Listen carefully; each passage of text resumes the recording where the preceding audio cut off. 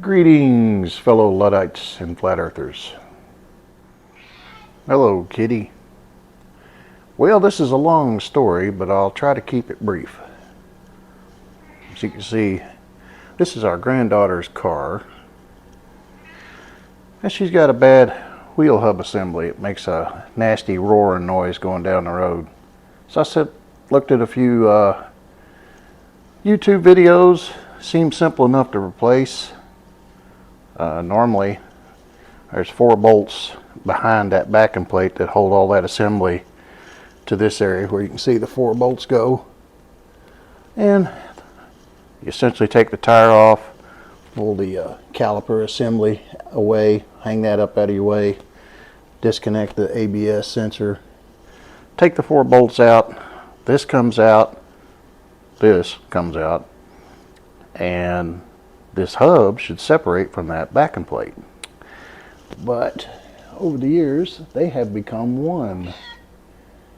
And so that will not separate. Well, that's not the only problem. In the process of taking all this apart, you can see the emergency brake cable here. Well, in this particular application, the emergency brake is actually a set of small shoes inside the rotor.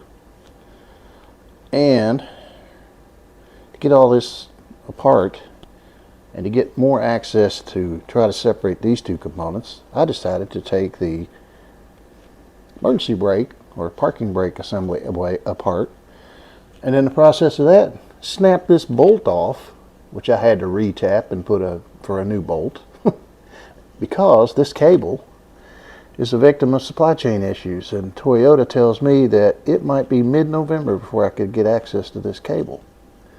I said, well, that won't do.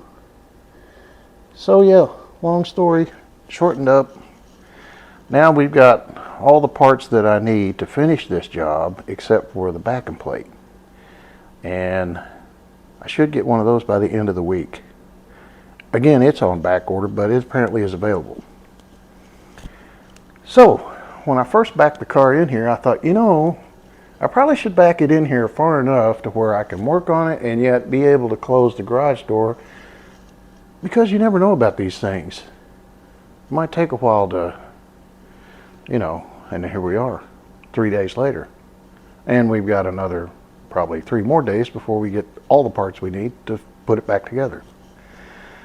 So again, long story shortened, no real mechanical instruction. It's just kind of one of those things when you used to be a mechanic 30 years ago and you still think you can do it and you break bolts and you got parts that don't want to separate, and it's just, you know, all your experience and talent has drifted away.